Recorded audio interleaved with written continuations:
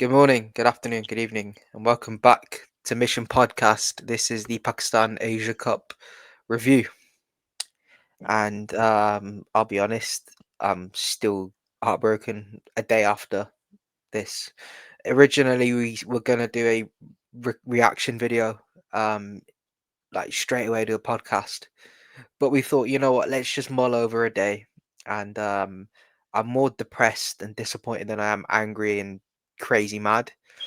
It's that those feelings are still brewing inside me. Carpe and Hase are with me today. Don't get me wrong, but yeah, it's kind of speechless at the moment. So I'm gonna hand it over to Carpe, mate. What are your thoughts on that final? Because I'm brain Ah, dead, bro. do you know what it is like in 2025? I try my best not to get pissed off in it after Pakistan India matches. Because at this point, as Pakistan fans, we're pretty used to losing, right?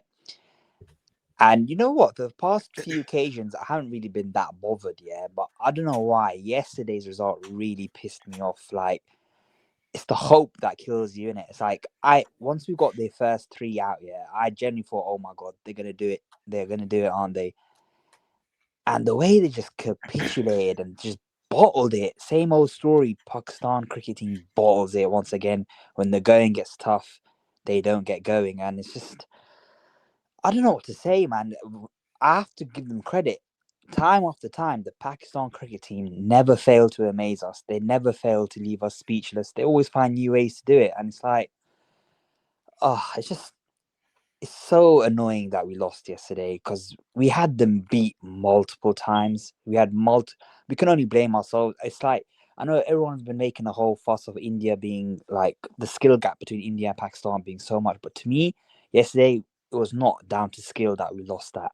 It was down to just stupidity from our side and just I don't know what to say. I'll let Hayes speak. Bro, for me, like you boys have said, normally after like if you lose a final like that, you're gonna be pissed off, call people out. But bro, I'm more deflated about this final loss than I was in the 2021 semi-final, the 2022 final. This stings the most, man. It's just I don't, bro. I'm still depressed. I'll be so honest, like, bro. I thought, like Copy said, when we got the first three out, I thought, you know what, I'm not gonna get overexcited, but we're in the game. And then the thing is, they took it so deep. That's what hurts the most. If India won with 5, 6 overs left, I wouldn't feel like as deflated as I am now. But bro, to take it to the last three balls and then lose the way that we did, bro, it's just frustrating, man. It pisses me off. I mean, a lot of credit actually has to go to Tilak Verma and Shivam Dubey. Like they were quality. They were quality. Like I think we can always look at ourselves and be like, yeah, we batted shit. We batted horribly. I've been waxing the I don't know what the opposite of waxing lyrical is, but I've been saying how badly Pakistan batted on our TikTok, and I've always had a problem with Pakistani batting. But you look at but comparatively, you look at the way that Tilak Verma and Shivam Dubey batted. There was almost like this control that they had. It's like they had so much time on the ball comparatively to the Pakistan guys who were just, pressing the panic button every single time. It was like, all right, dot ball, I have to hit a boundary. Single, oh, it's not a boundary, I got to hit a boundary. And that constant building of pressure from the India bowlers as well, who were really good on the night as well after the Pakistan 113 for one. Copper, you were talking about skill. I think it's a gulf. There's a massive gulf in quality in terms of the mindset as well. Pakistan's mindset was nowhere near on it on the night when it came to composing themselves in the big moments because when Yeah, I Pakistan were agree with you. bad, It's were mindset. really bad. Um, just to say, can you, by the way, Dilek Varma, yeah, he did not in his entire. I was watching the entire innings. He did not play a single bad shot. Compare that to all the Pakistani batsmen. He didn't play a single bad shot. Every shot he played was smart and sensible. That's how you construct an innings. That's how you build an innings, and that's how you finish an innings. And it's just, as you said, Hazza, the difference is the mentality. These men can't handle pressure compared to other teams, other big teams, and it's been like that. That's been the case for years now. So like we can't even just say, oh, it's a new team, blah blah blah. there's something rotten at the core of the mentality and the mindset of the Pakistan cricket team, and I really don't know what to say to change it, because no matter who you bring, you can bring in all the best coaches from all over the world. Nothing seems to be changing. There's something deeply, deeply rotten about the mindset of this team. Yeah, and I think I think it goes down to, I think it's the difference. There's a massive difference between, um, before we review the match in further detail, might as well talk about the mindset while we're here. You look at, I saw a tweet. Abhishek Sharma has nearly played, I think, 200 T20s. He's hardly played any first class cricket, and all this Abhishek guy knows is just to hit the ball hard and hit the ball far. And he's been doing it consistently. It's reps, it's constant reps of playing T20 cricket domestically. Obviously, franchise cricket in the IPL, plays a load of games, and does it in the biggest crowds as well. And it's not just him; it's every single player coming out of the Indian factory for both batting and bowling. They've seen these situations more than Pakistan ever will in their entire career. In 2 IPL seasons, they'll see this scenario more than Pakistan ever will in PSL, other franchise league crickets, because the quality isn't there. Pakistan cricket isn't exposed to that quality, and that's something that India have done very well to monopolize, which is the IPL. You look at the mindset that these players have got; it's fantastic. I'm genuinely envious. I'm genuinely envious of how good these Indian cricketers are when it comes to the mindset. But it's like you said, Hayes, it's the fact that we got so close despite the golfing quality that we have, both mindset and skill wise. Like I've been saying, this is probably the least talented Pakistan team we've had for a long time. And even now, we still push that India team close, but we kept shooting ourselves in the foot. And when the chips are down, players like Tilak Verma, um, got the job done. You know, on Sunday, Ben Stokes, in the 22 final, Matthew Wade and Marcus Stoinis in the 21 semi-final, and ultimately, in these crunch moments, these guys just aren't standing up when it matters the most. That's the reality of it. You can't really change anything unless it's over a 20, 30 year period, because it starts from grassroots. But in the short term, the only thing you can do is send these guys off to English franchise T20 leagues, Australian T20 leagues, if you want to get these guys good at any sort of pressure situations. That's it. Yeah, it's like you said. Like I don't understand why Pakistanis are so against our players playing in the big in the NatWest T20 Plus. Like I always hear legends saying, "Oh, they shouldn't play this. They should stay in Pakistan, play first class cricket." Like let's be honest here. How are you gonna like perfect your T20 skills by playing first class cricket? Doesn't make no sense.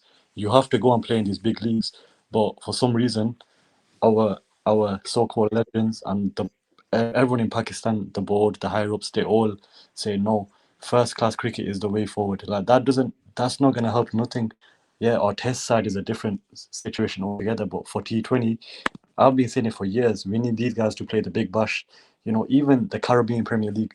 We need them to play these kind of leagues. If you stay playing ESL, where there's no disrespect, but they have B level players. They don't have Yeah, the yeah, superstar or the IPL have, the NatWest Blast have. You're not gonna get better if you're playing versus, let's just use us, let's say Peter Siddle or someone like that. You're not gonna get better playing versus someone who's in their 40s and retired. You know what I mean?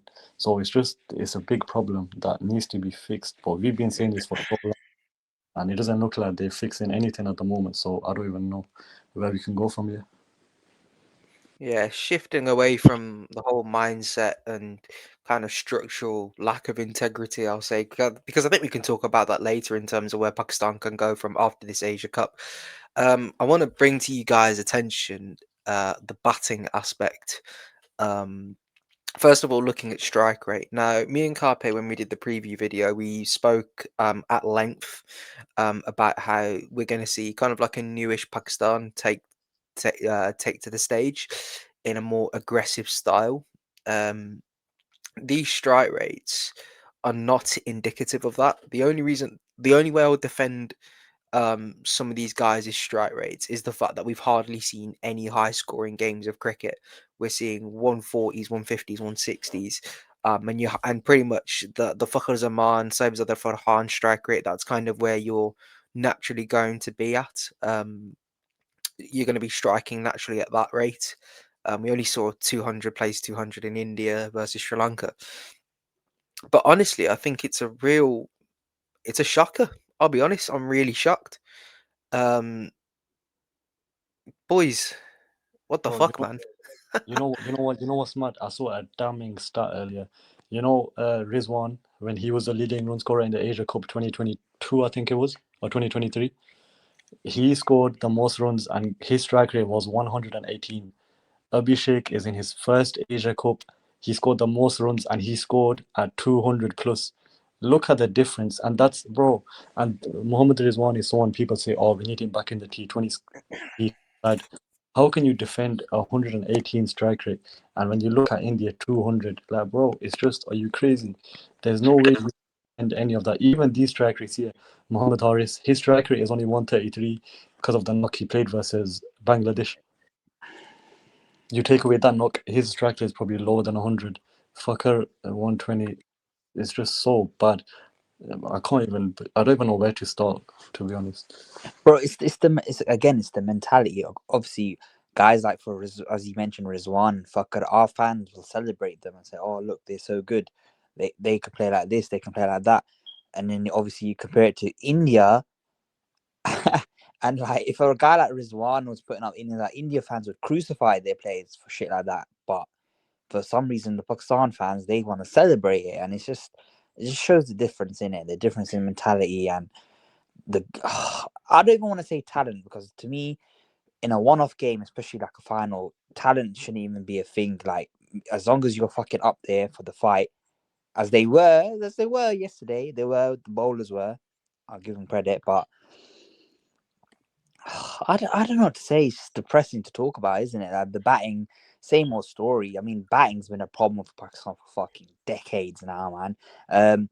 But let's talk about the actual batting in this game then. So obviously we started off really well, man. Like Saibzada, Farhan, and Fakhar, built a solid opening partnership, especially Farhan, man. Like, listen, I don't rate him as well that highly, but I give credit where credit's due. Like, he's played some good knocks in this Asia Cup. His best one being on the final. I mean, it's hilarious. He doesn't really have much technique, does he? Like when you see the way he hits a 6 or 4, like he puts his whole fucking body into it. But fair enough, if it works, isn't it? Uh, and yeah, he played a really good innings. He got out to a silly shot, which he was pissed off. And then after that, we just fucking capitulated. Like after the sign wicket, I'd say I don't know what happened. As I think you mentioned it on the TikTok you made, Hazza, we were 113 for two, and we ended up 146 all out. I'm sorry, in international cricket, forget international, even especially in a final of a tournament, international tournament, that is fucking criminal. I'm sorry. There's no defending that. That is absolutely inexcusable at the top level. How can you capitulate like that? Yeah, you know what it is. You know what it is. I made a tweet. I said you need to blame the batting more than you need to do Harris Rauf. Kind of like what I was insinuating, and I was getting like ratioed, quote tweeted like crazy. But the difference between, and I'm gonna say it straight, these guys have never been in a cricket dressing room where you've collapsed, right? If someone bowls and has a bad day, you say, you know what, fair play to the batters, because if one guy has a bad day with the ball, it's always going to happen. You have to accommodate for that. Pakistan unfortunately didn't have the bowling stocks to accommodate for that, and I said that we don't have the bowling stocks to win this game, and I still firmly believe that even if we put on maybe 10, 15 extra runs, we wouldn't have had that because the Indian batters would have been better calculated in terms of who they were going to take down. Like if Saimi bowled another over, I know that Tilak Verma would have probably gone ham on him or Shivam Dube or whatever. But we'll put Harris Rauf onto one side for the moment. I've been in dressing rooms, right, where we've collapsed. Like we've had a full scale collapse, right? And it is honestly the worst feeling in the world because you are in control of everything that happens out in the middle. Obviously, like on the wickets that we play on, it's really dodgy and etc. etc. But even then, when you're making bad decisions, you get called out on it straight away. That's how cricket is. I'm talking club level, right? These guys are playing international cricket. They've got the big bats, they've got small boundaries, they've got a pitch that's a little bit on the slow side, but it's not terrible to play on. It's something that it's something manageable, and everyone had a meltdown after Sima Ayub. Like even Sima Ayub's shot was pretty poor, to be honest. It was a very nothing shot. Fakhar Zaman, the way that he got out, he hit a six, and I was just thinking, and I knew straight. I said in my head, he's gonna get out next ball trying to play a big shot. Tilak Verma, as you were saying, he knocked a single after he got hit six, and I thought, yeah, this is long. This is long because this is a guy who knows exactly what he's doing. Just keeping in the moment. And Pakistan were just not in the moment there. Like I would have been okay with them being seven down and getting over to 160. The way that they capitulated is inexcusable by any stretch of the imagination. I don't care about I'll say it now. I'll say it on camera. Like Harris Rauf bowled bad, but I don't care about that. I care about the fact that we had that is the biggest winning position that we had. By the way, the biggest stronghold in a final is having runs on the board. 146 is absolutely nothing in a T20 final, irrespective of the bowling attack that you've got. If you're making 146 after being 113 for one, you are not winning. You don't deserve to win the game of cricket at all. You do not deserve to, have your name on the trophy. You don't deserve to have you'd have to like kiss the feet of the bowlers. I'll be honest. You have to kiss the feet of the bowlers because they literally won you the game. But if you're 113 for two, you're making 146 all out. It is inexcusable. It is terrible. It is criminal, and I can't stress that enough. From a batter's perspective, as I bat myself, from a captain's perspective, as I also captain, and like from a team perspective, like I can't believe that Pakistan even actually went out there and just bowled their hearts out. Because I would, as a bowler, I'd have been like, I'm not bothering. I wouldn't have bothered, honestly. You know, I'm gonna go back to a point you said. I'm gonna go back to the player ratings that we did yesterday. A lot of people were getting onto us for giving Zaman a five. You know why he got a five? Because the way he started off and the way he batted for the first 10 overs, I was thinking, okay, maybe he's going to anchor the innings. He's going to anchor till halfway, more than halfway, 15 overs, and then he'll attack. This is what I'm saying. He did the exact opposite of what Tilak did. Mm. Tilak got himself in, he anchored the innings, and when he needed to hit shots, he hit shots. Why did fucker we lost wickets and he goes and hits a stupid shot like that? And he's the set batsman. Like he could have just carried on anchoring, and then Harris could have come in. Dillard could have come in. They could have hit shots, but no. What did he do? He hit a stupid shot that he got out to. Then the rest thought, you know what?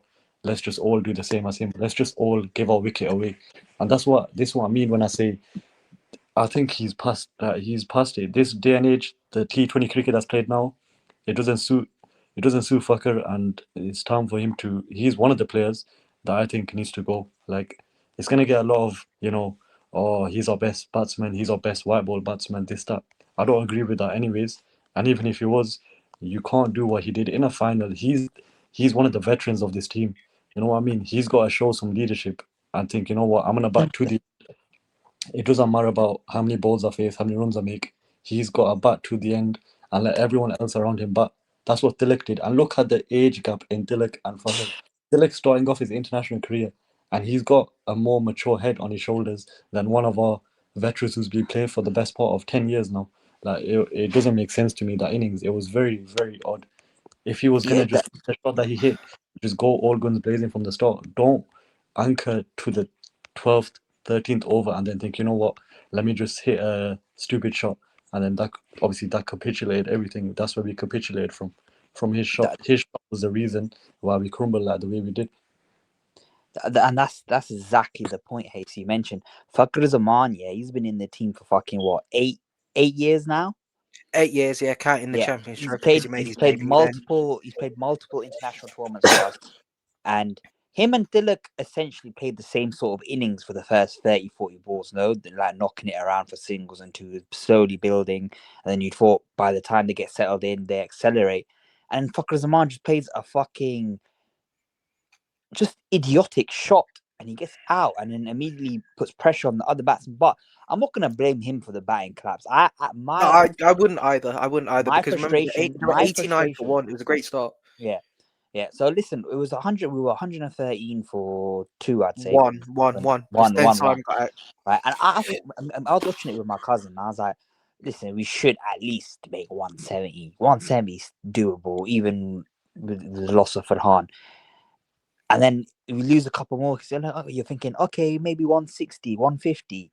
And they don't even fucking get to it. They get to 146 all out. It's just horrible, horrible to witness. But my frustration, you know who lies the most out of all these players for the yesterday's defeat? It's Muhammad Haris. He pissed me off yesterday so much. Like, bruv, this guy, he talks a big game, yeah? You see him doing interviews and podcasts. I'm fearless. I play this brand of cricket. He's even like had the cheek to criticize Barber and say Barber needs to adapt his game to T20s. He's come in with a lot of hype, a lot of talk, and he's done absolute niche this whole tournament. He's been poor. I mean, it says it all when they don't even have a set position for him in the batting order. Sometimes they're sending him at 3, sometimes they're sending him at fucking 7. They just have no confidence in him, right? So Haris comes in, yeah, and obviously Fakhar was playing the more of the anchor role, and Farhan was the aggressor. Farhan gets out. Fakhar is your established batsman. He's your settled batsman. He needs to play the aggressive role. You come in as a new batsman. Your job is to rotate the strike. Get him on strike. What does this dickhead do? Fucking second ball goes for fucking 6, and he gets fucking caught. And it's like for me, he started the whole batting collapse because you play a stupid shot like that, you set the precedent. Then now everyone else coming in is under pressure, and then I think it was Agha came in next, right? The captain, who hasn't. Yes, listen, I don't want to slander Agha. You know what I mean? Like, fair enough, it's his first time as captain, blah blah blah. But he's. I don't understand what his role is in the team. Like, okay, you can say Yeah, I agree. he's meant to be an anchor, right? If we lose with quick wickets, he comes in as an anchor. But he didn't play a single anchor innings in the whole tournament. Like, it's just frustrating. And then he plays a stupid. Ugga himself plays a stupid shot. He seems to think maybe the further I hit up, the more in, the better the chance he has of going 6. Fucking just a pathetic shot in it, wasn't it? And Talit Yeah, comes in. They're going to be starting Hussein. Listen, Hussein Talit, yeah, they brought him in. They dropped Hassan Nawaz, which is one of the most criminal things they've done this whole tournament for this guy. Talit played, I think, was it after the first India game they dropped Nawaz? yeah. I was a little bit surprised by Yeah, that, to be okay. honest. So they bring in They Talit, messed up. yeah, and Dalit's played the last 3-4 games and he's not done anything of note, but for some reason they decide to keep him in and keep Hassan Nawaz out. And obviously Dalit dropped a big catch there. But you know what? I'm not even going to get onto him too much because at the end of the day, who the fuck cares about Hussein Dalit? The guy's a nobody. Like, he's just another guy that's going to be remembered as a guy who dropped a dolly in a final or a big game for Pakistan, similar to Rahat Ali did. And Yeah, I was thinking and about that one. like, listen, I don't blame Hussein Talit because it's clear to see the guy is not very talented. When we mention skill gap, he's one of the players you look at and think, how the fuck is he in this team? My anger is at the selectors and the management for putting him in the team. For like, bruv, it just makes you scratch your head in it. He's a bits and pieces all rounder. He's a very bits and pieces. He's just not very good at one or the other. But because he can do both to a certain level of decency, well, quote decency unquote, they put him in. And this obsession with specialist all rounders has kind of been the downfall, really, because they could have had Hassan Nawaz, a genuine hitter of spin, in the middle order. Instead, they take him out. But quickly before I let you carry on your run in terms of the other batters, because I think Fahim played a really shit shot as well. People forget that, Yeah. even though he bowled really, he played a horrendous shot. Um, you're right. The captain in the side just doesn't seem to have a role for me. I just don't see what his position is in the side. Um, he could be a 3, he could be a 4, he could be a 5, but you don't know where he is. And the same with Mohammad Haris. Like, I think I remember him not even batting in a game, and Shaheen and Fahim batted ahead of him because of left hand right hand combination, this obsession with left hand right hand, what have you. But the shot that he played, right? It's almost as if, like, I don't know what was, he could have hit that straight. It could have gone for 6, and you'd have been like, fair enough. it was just a really bad shot selection. He could play that same shot on the ground, literally one, get off the mark, um, and just give the strike back to Fucker, who's a lot more set. That way, you get yourself set, and then you rebuild. T20 cricket is about finding a way, finding how to solve problems in each situation, especially with the bat. India, all they did was they built pressure, they built dot ball pressure, and Pakistan couldn't find a way to just knock it in for a gap, one or two, get themselves settled to then hit the big shots. And by the time you're into the by the time you're into the 18th over, you're 8 down. You're 8 down by the 18th over after being 113 for one after 12. That should never be happening because then you've got Abrar and Rauf trying to block out Bumrah and whoever else they got to play, and it was a really hard watch with the bat, to be honest. And yeah, it's just disappointing. It's really But disappointing. yeah, I think the biggest thing I'll say about our middle order is they just have zero game awareness. They have zero game awareness, and it's really concerning because I don't know what they can do, to be honest, to change it. Like our middle order is non-existent, and it has been like that for a while now. It's been a glaring issue for Pakistan cricket team for numerous years, and I don't know what to say anymore. Hassan Nawaz 100% needs to come back into the team, whatever they choose to do. But yeah, I mean, let's talk. Should we talk about Saim for a bit with his batting? Obviously, he's had an absolute shocker with the bat Yeah. this tournament, which has been really sad to see. And what do you guys make of Saim? Um, I've said this. I've constantly said this. I ain't got a problem if someone is getting out for a two ball duck, three ball duck. I ain't got a problem. And you know what it is? If it's because the guy isn't getting set, he hasn't faced enough balls to get set. Um, and if you're getting out for ducks, um it's not like you're throwing your wicket away. It's like you're trying to play proper cricket shots. I remember him in the Bangladesh game. He was the only one that kind of like got a good ball out of all the batters that played that day. Because he was trying to get himself into the game. I was really disappointed with him on Sunday though, because he faced 11 balls, hit 14, and you thought, okay, you know what? Maybe this is the game that he establishes himself. And I was more pissed off at the fact that he played such a poor shot thereafter the fact to get out. Like, there's no doubting the fact that he's a good player. He's a good player. Ducks don't bother me. It's when you get in and you get out. He got in and got out. That's what pissed me off. You know, I've got something to add here. This is I don't understand why we did this. Yeah, he started the Asia Cup opening. Yeah, Yeah, he yeah. had a few, but when have you ever seen anyone? Let's use England. I've never ever seen. Let's use Sol. I've never seen him go through a bad patch, and England say, right, let's buy him at three. If you're gonna do that, drop him. You don't place an opener at three because he's in a bad run of form. Why would you 100%. want him? 100%. Why would you want him to face less balls? Surely you'd want him to open, give him more time to get settled in, especially in the power play, because he's the only batsman we have who can hit anyone in the power play. He's not like Farhan who struggles, hits a boundary, hits four dots. Sam doesn't do that. I genuinely don't get why he had a few bad games and they thought, you know what, let's put him at three. Putting him at three did more harm than anything because our openers were wasting that many balls that by the time Sam came in, it was the seventh, eighth over mark and the spinners were on and they were suffocating the batsmen. And then at that point, when the fielders are spread around the pitch, the boundaries, it's even harder to hit boundaries. So I don't get that. Like I don't understand why they put him at three. If you're gonna do that, drop him, bring Hassan Nawaz in, and then change the batting order like that. Don't put your opener at number three just because he's had a few bad games. But I agree, Remember, you like he's been remember very you poor. also sorry before. Remember you also swapping for Zaman as well from three. He's been batting three in the side for a very long time, and you're asking him to open, and he's a very similar style player to Sobzada Farhan in the sense that as you say, couple of dots, boundary, nothing else there after the fact.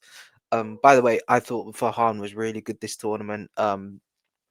He kind of did what I did. He did more than what I expected him to do, essentially. And I've got no issues with that. He's kind of like got his own limitations, but he can hit a long ball, and can take the attack in the power play, which he did against Bumrah. But it's like you Uh, said, Hase. I think I remember distinctly Guptill going through like a really bad patch of form, and Guptill's one of your favorite players. He went through like so many bad patches, like in the World Cup 2019. They didn't drop him, but they didn't switch around the order because they knew that they had other players in those positions that were set in those positions. That's it. Therefore, those roles don't change. Guptill Yeah. stayed in the side. Whilst he didn't deliver with the bat in the 2019 World Cup, he still stayed in that position because the backing is there, I'm gonna use you know? another example. This is my favorite player. Obviously, you know Finn Allen. He's, you know what I think of him. Look Yeah. how bad of his career. He's so inconsistent, but they never ever change his position. They say, okay, you've had a few bad games. Let's drop you. Let's get someone else in. Let's give you more training, get more reps in, work with the coaches. They bring him back in. I've never ever seen a team say, you know what, let's drop the opener to number three and let's promote someone else who his batting position is number three, especially in T20s. That was so. I just feel like there's something wrong with everyone who's a part of that team. The batting coach, the bowling coach, Mike Hessen, he's got some say in this as well. I refuse to believe these Pakis just say, "Oh yeah, let's put him at three. Let's open with him now."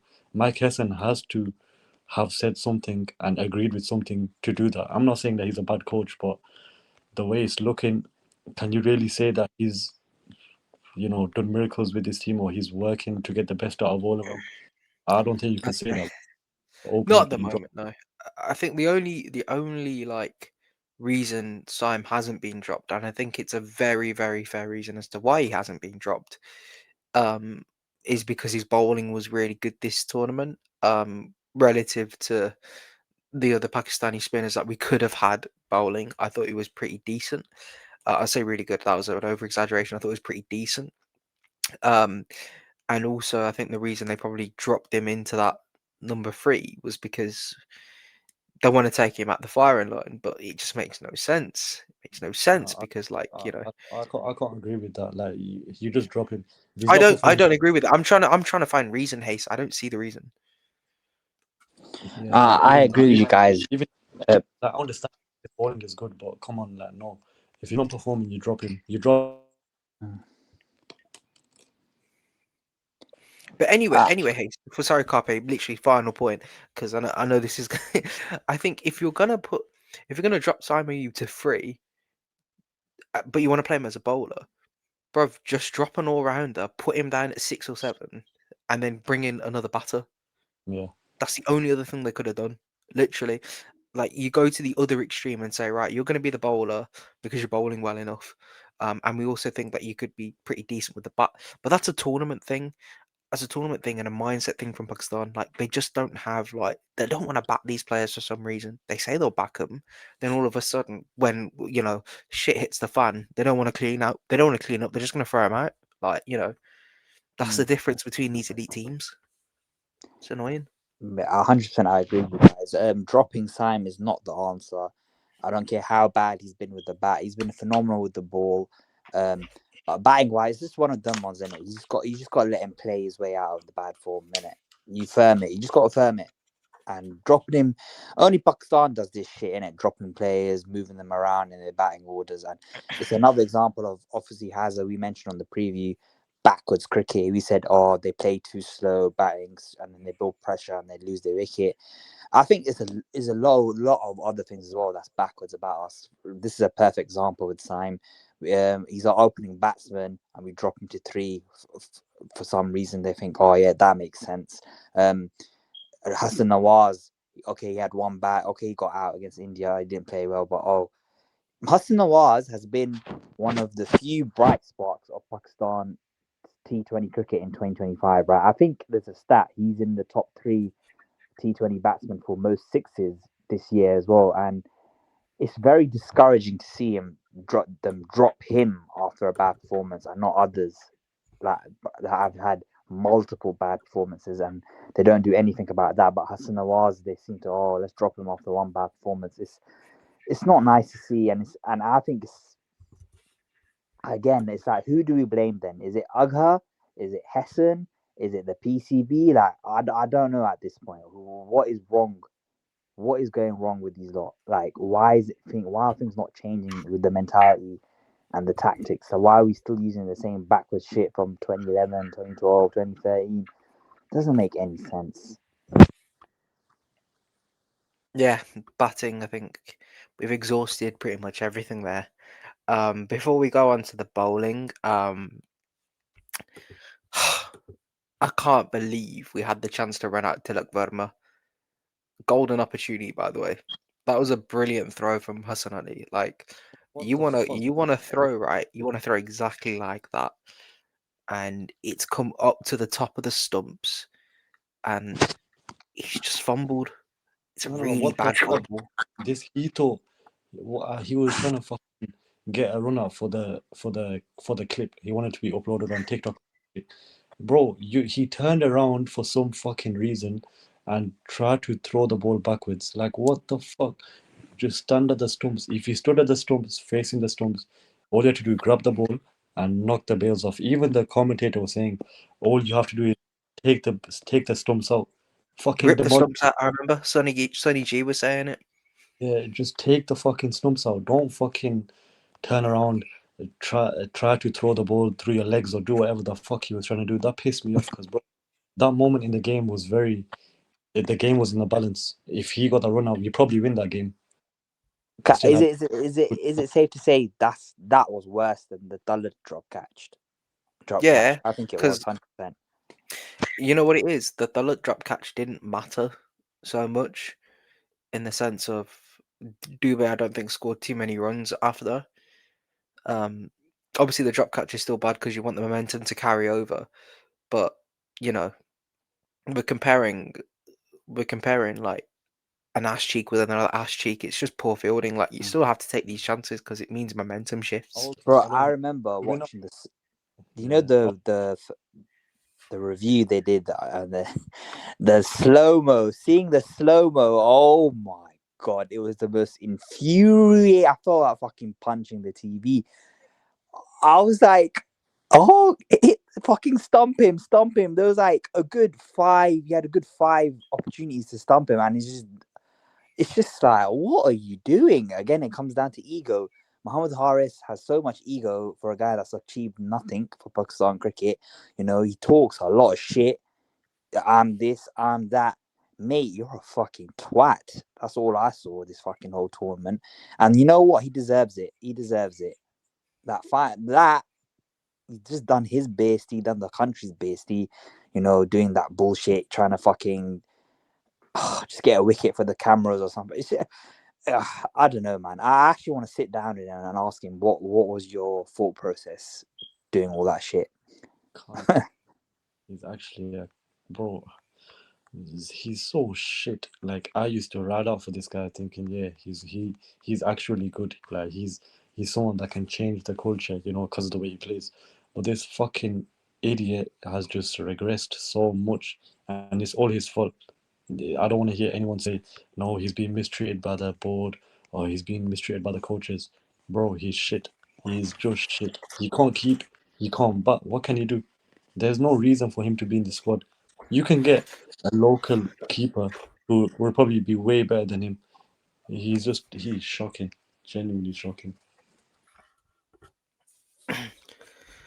Wow. Yeah. Again, before we talk about the bowling, want to talk about the captain. In terms of his decision making throughout the tournament, Agha Salman, for someone that doesn't really captain T20s or has been a leader of his country like very often, um, before the final, I actually rated I rated a lot of his captaincy decisions. You could see there was reason and rhyme to behind every single thing that he was doing. Sometimes things paid off, sometimes they didn't. But he made one critical brain fade in the final that I think everyone was baffled by. Um, Berard had bowled 3 overs and bowled really well, by the way, in those 3 overs. He gets taken off. I think India need 55 or 30 or something like that. I can't remember. I think it was something like that. It rings a bell. Maybe 55, maybe 60 or 36, whatever it was. And Abrar gets taken off. Haris Rauf comes on, and naturally, as a batter in that situation, regardless if it's Rauf, if it's Shaheen, it's pace on the ball. It's going to be something different. I've got to attack this.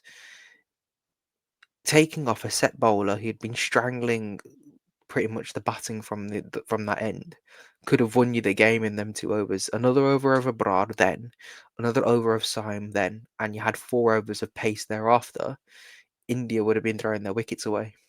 But because of that big 17 run over, largely because Haris Rauf didn't bowl that well, and India attacked, it was all down to the poor captaincy, and that was one fatal error that it didn't cost us the game ultimately. That didn't cost us the game, but that was one massive contributing factor to the defeat.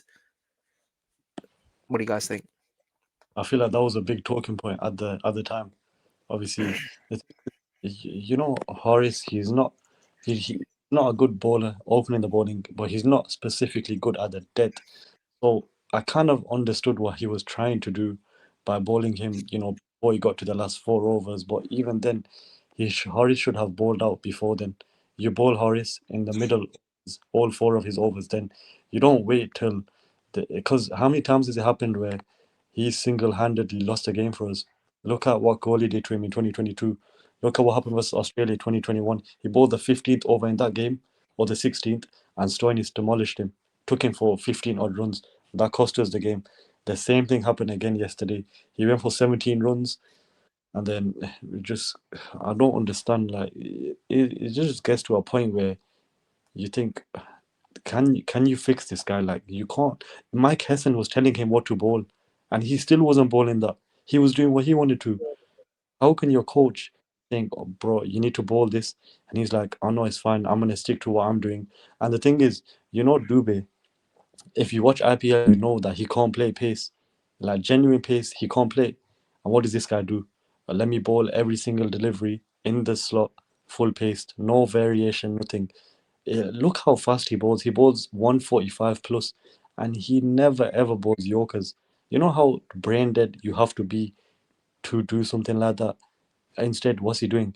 Pitching every delivery at a short length. It's just so brain dead, and we've said it so many times, but this guy doesn't listen. Like they say, once a tape bowler, always a tape bowler, and it's true. Listen, Haris Rauf, yeah. Me and Hase have never rated this guy. You know that, even from when he was supposedly in form or whatever. We've always said this guy's overrated. Yeah, he's just a pace merchant. Guy's a fucking donkey, isn't he? He just wanted to be the hero. He wanted to have the main character moment. I'm gonna bowl what I want to bowl. Mike Hessen's giving him the formula, and he just decides not to follow it. What can you say to that then? What can you actually say to that? Like, I go back to the point I said. You can bring any coach you want in the world. If these players are not coachable, you're not going to achieve anything, regardless of skill, regardless of talent. What's the one? As a you're a cricketer yourself, what's the one thing you need to be coachable? These I don't Pakistan think it's players. I don't, it is a cup. I don't think it's about being coachable. At that international level, you're already an elite player. You need to have that sort of, not coachable per se. I think you need to have a selfless mindset for the team. And one thing I didn't like about Harris Rauf's bowling, this is what I think played a massive factor in this. Actually, funnily enough, you were talking about egos and stuff. And I'm the opposite to you, Carpe and Hase. I actually like Haris Rauf. I think he provides a point of difference in the Pakistan side, even though he's a little bit one-dimensional. He got yorked by Bumrah. Bumrah did the playing celebration. We're going to talk a little bit more about, all of that later. I think Haris Rauf was looking for that playing moment, and he was looking for that moment of vengeance instead of the best interests of the team. And you can kind of tell that in the way that he was bowling. But also, he wasn't being talked to in between the overs. I don't think when he was getting smashed, it was kind of like, shit, what do I bowl? I got to bowl my best ball. My best ball is hard length, and hard length was just going because it was something that the Indian batters really needed to hit because it was just in the arc. Dilok Verma played a beautiful shot off the last ball of his over, by the way. I would have taken 12 or 13 and just been like, yeah, be done with it. But 17's a big over in the context of the game. But yeah, that was really disappointing to watch from Rauf, even though I thought he had a really good tournament prior to that final. And you know what it is? People are always going to remember the final. Um, they always are. They always are. They're always going to be like Harris Rauf this, Harris Rauf that. But he's not being consistently terrible. In this Asia Cup, what's been consistently terrible is the batting. and people are still not going to acknowledge the fact that we need to, address the issues around the batting. It's just going to be No, do you know, Rolf this, Rolf do you know that. what it is? No, do you know what it is? I hear what you're saying, yeah. But it's not the first time he's done this. Yeah, He's yeah, of been doing course, of course, of it course. when He's been a culprit. on, He's been a culprit. Don't get me wrong. on the same pitches. He's done this three different times. How can you coach something like that? If it happened once, you think, you know what, it's a bad day at the office. We go again next time. But it's been happening every tournament since 2021 that's been played in the UAE. Every single time it's happened. Uh, like I know you were defending him, and I agree. It's not his fault fully. I will say that it's not his fault. But when you look at the figures, bowling figures, he went for almost double the amount of runs that the next highest bowler went for. You know how insane that is. The next highest bowler went for I think 28, 29 runs. He went for almost double that. That's unforgivable. And when you look at the stat sheet, in a few years, if you say to someone, "Oh, look at the stat sheet from this game," the first thing they're gonna say, they're not gonna look at the bar. They're gonna say, "Look at Rauf, 50 runs, and he had two balls left. That's unforgivable. I can't defend it. I can't. Do you know what it is? I agree with both of you guys. I do not believe Harsh Rauf deserves to be scapegoated for the defeat.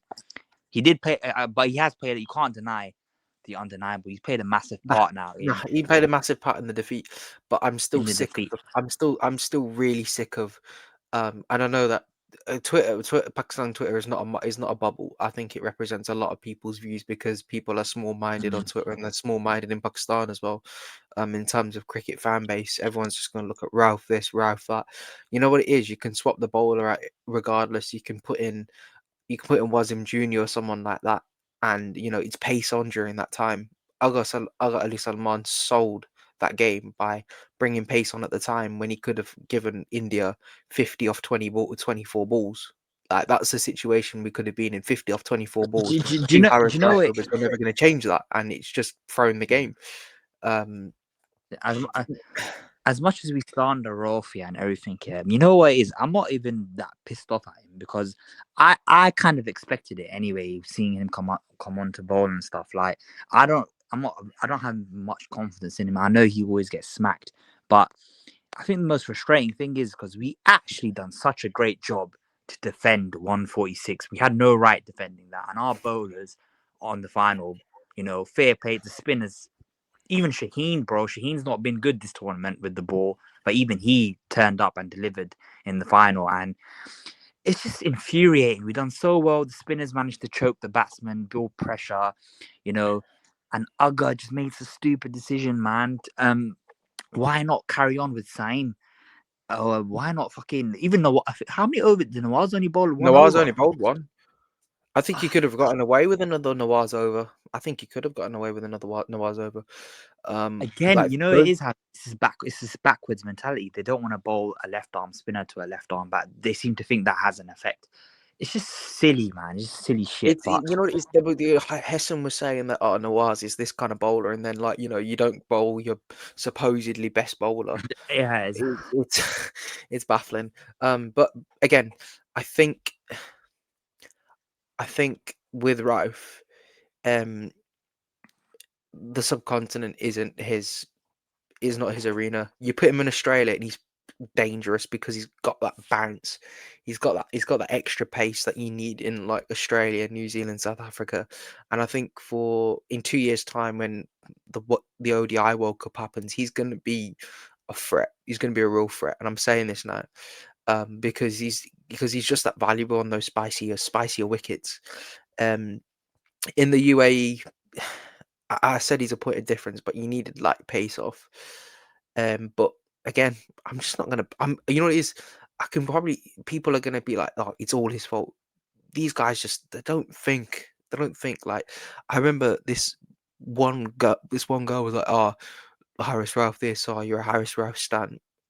I'm supporting him because of the fact that regardless of whether Pakistan had to defend 147 or not, in the games we had to defend 170 and we didn't bat well enough. Shaheen bowled shit, Fahim bowled shit, Abrar bowled shit, Saim bowled shit. and Harris Rauf was the only one that went under 10 and over. He went like 7 and over. He bowled really well against Bangladesh. He was taking wickets. Sri Lanka, he was taking wickets. Like, these guys, you don't want to appreciate the bowler when they're standing up roaring like a lion for your team when your team need it the most.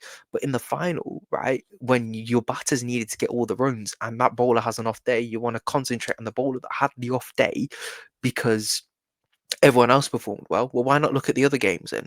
Shaheen had by all means a very good tournament, but but in all the other India games, he was shit. Like he was giving Abhishek 3 runs, Gill 3 runs, Fahim had a great game by all accounts on Sunday, but hasn't really been setting the tournament alight. Um, I think I'm just baffled by it. I don't like scapegoating players. I've never been that kind of person to scapegoat players. I've always been scapegoat a unit sort of thing. Not scapegoat, but like really heavily criticized. And I'm not gonna scapegoat Harris Rowe for this defeat. Obviously didn't do great, don't get me wrong, but this is a lot less his fault than what people are making it out to be. I see your point, Hazza. I'm not going to argue. I agree with you because if we scapegoat him, yeah, then it's going to miss the point completely, innit? And that's how these fucking dickheads get away with it. One player gets scapegoated, and people brush over the batting. They'll be like, "Oh yeah, but we still played well with the ball." Barber literally scammed and living in this side because of it. Hase was talking about, oh, look at the 2021 World Cup semi-final. We made 170 that day against a top tier Australia side who you probably needed to put 190, 200 on the board against. And Barber made 35 or 36 or something that day. And no one criticised him then. Everyone criticised Shaheen for conceding 3 sixes and Hassan Ali for dropping that catch. If Hassan Ali drops that catch, yeah, you still had Marcus Stoinis to bat in the last over and you're back Australia to chase 15 or something in the last over anyway. 15's nothing. But anyway, look, we're kind of going away from the point of um we're kind of Oh, detracting can ourselves, I yeah. put one quick point about the batting as Yeah, well? One noticeable thing. For a South Asian team, we don't know how to play spin. That's a fucking big problem, especially heading into the 2026 World Cup as well. I mean, to be fair, Carpe, you say that. I think the Western teams. I say the Western. I'd say Australia play spin really well. New Zealand are very good at playing spin. England are good at playing spin. South Africa very decent. I think it's gone the other way around, where you automatically assume that subcontinent teams can play spin very well.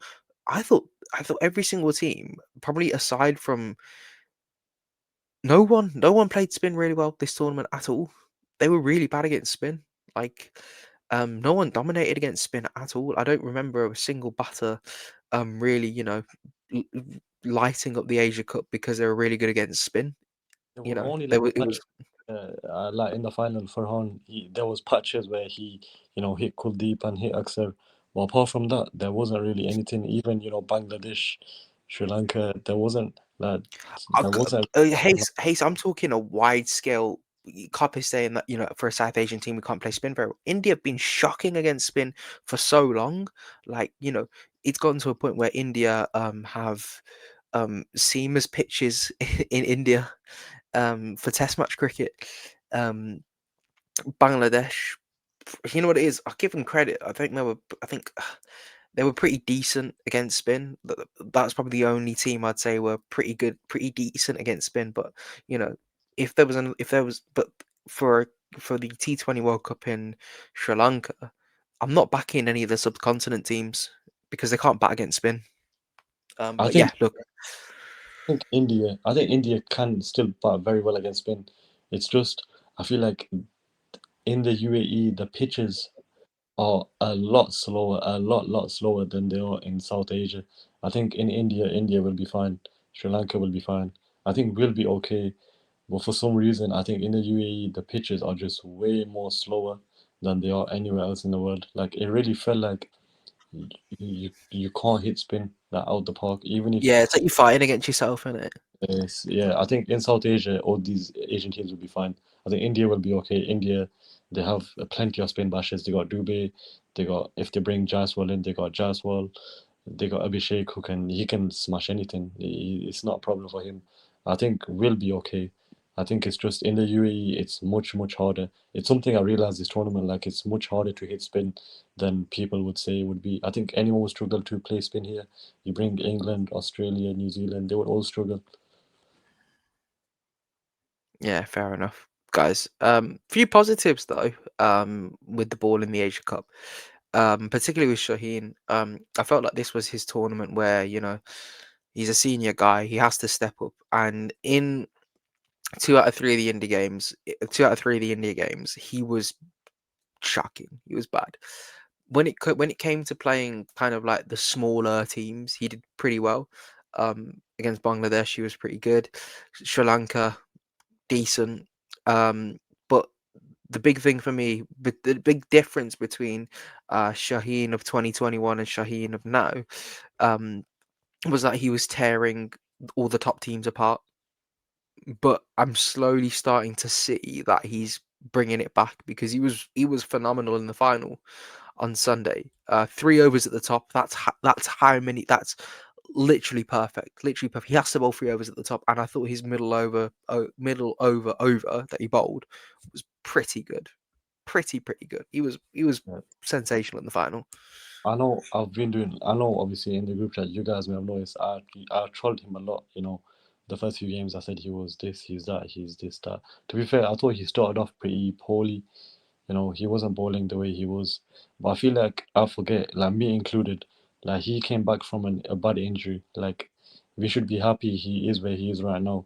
Because for a lot of pace bowlers, if they got the injury he got, when you consider how tall he is, how built he is, I think the fact that he's come back from his injury and he's still now he's clocking 145 plus again, I think that's a big win for us. And hopefully, it's the start of his sort of resurgence in international cricket because we need him. As much as people say, "Oh, his lengths are this, he's not good, he's washed," that he's our premium bowler. We need him. But I thought he Listen, bowled. when he gets it right, he's unstoppable. He's Yeah, unstoppable. Left arm swinging at 147, 148. Like India have Arshdeep in it. Um, and he's very loopy comparatively to Shaheen. If Shaheen gets it right, it's curtains, bro. It's the thing that England did with Jofra Archer. I thought England protected Jofra Archer a lot. I know that Archer had a few injuries, but Archer's pretty much back to where he was um 6 years ago. I yeah. think You know what? Pakistan Yeah. rushed Shaheen. They rushed him back. Do you know what the thing is? With Shaheen, yesterday he did something I've been saying he should do for a long time. He pitched balls in the right areas. Look at that first over versus Abhishek. Not one ball was full. Okay, maybe one ball was full. The whole over wasn't full. He bowled deliveries according to the pitch. Like he put them in good lengths. There was a couple of times where he beat the bat in the first over, and then he bowled one fuller one which almost hit the stumps. That's what I want to see. I don't want to see him bowling full deliveries every ball, trying to get some swing, LBW shots. Just bowl the ball on a good length, and the pitch will do the talking. That's all you gotta do. That's something I've said he hasn't done for a long time, but yesterday he did that very well. I thought he was very good yesterday, and once again in a final he was let down by his peers. But that's yeah, Remember the balls that he bowled to Rohit and KL Rahul, they were good length balls. They weren't that full from memory. They weren't that full. yeah, He got a bit of bounce and it was hitting the top of the stumps. That's how he was getting his wickets. Obviously, the Finch one was literally full, and so was the Marsh one. The Marsh one was so dead, by the way. But yeah. this is the kind of bowling that everyone wants to see from Shaheen. And if he can, he needs to be wrapped up in cotton wool. The bowling coach says he's been working with him and stuff. If it can get him touching 150s again, that's special. That's that's 3 wickets in the power play easy because of the pressure that he builds. Yeah, I think one of the things about the team that I love as well is he's one of the few players in our team that actually have mentality. Like you can tell he's a mentality monster. Like I mean, I don't really rate the PSL, but we've seen it. He's actually been a very good captain for the Lahore Qalandars, and that's something worth considering as well. Is Shaheen possibly a guy that we should make captain for the T20 team, or Nah, is it going to be no, another case of no, no, pressure? no, no. too much pressure. He should not be captain. Should not be captain. I mean, Let the guy bowl and let him float in the order. Let him float in that batting order. Great echo that. yeah. I mean, I hear it, but I think it's He's another I feel with the bowling.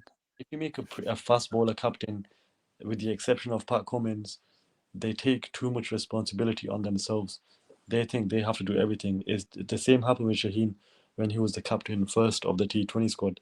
He used to take everything, and it's just like, bro, if you make him do that, he's gonna drift away from doing what he needs to do, like from performing the way he performs.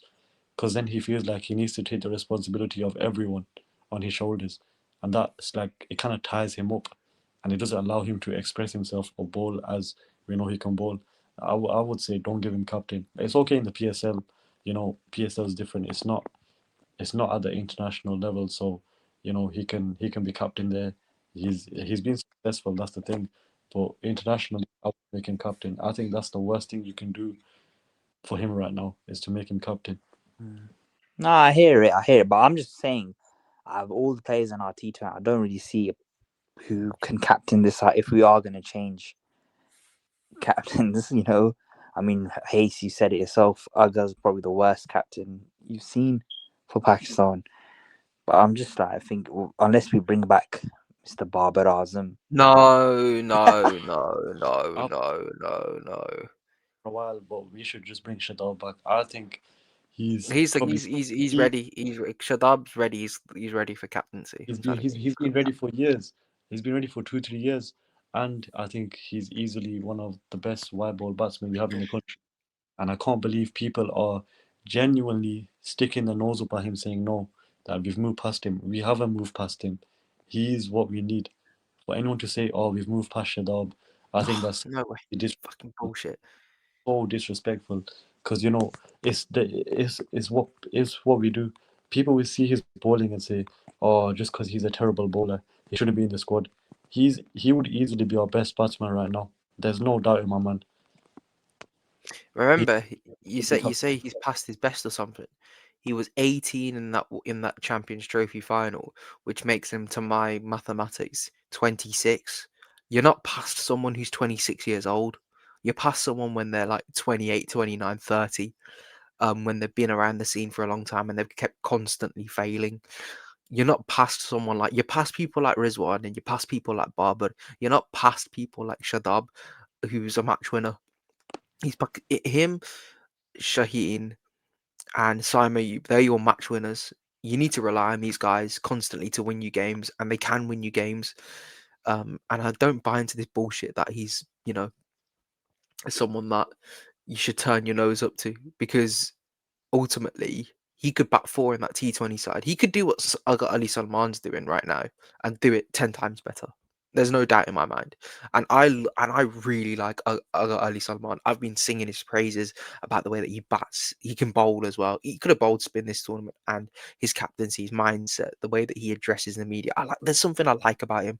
But if you're giving me Shadab or you give me Agha Ali Salman and there's a final tomorrow, if I could replay that final, the one change I would make would be from if I was going to make one change from anyone outside the squad to bring it in, I wouldn't bring back Babar, I wouldn't bring in Rizwan, I wouldn't bring in anyone but Shadab for Ali Salman or Hussein Talat. That Talat guy, I didn't even believe he was in this. I think he's a social experiment, man. Who is that guy, man? Probably related to someone on the fucking PCV. But yeah, Shadab could be an option. That could be a shout, to be fair. But I think one player I want to shout out, though, is Fahim Ashraf. Like, I know you two, you're not the biggest fans of him, but I've always felt like he gets a bit too much hate and too much slack from fans. But I feel like this Asia Cup proved why he's in that team. He was amazing with the ball throughout the whole tournament.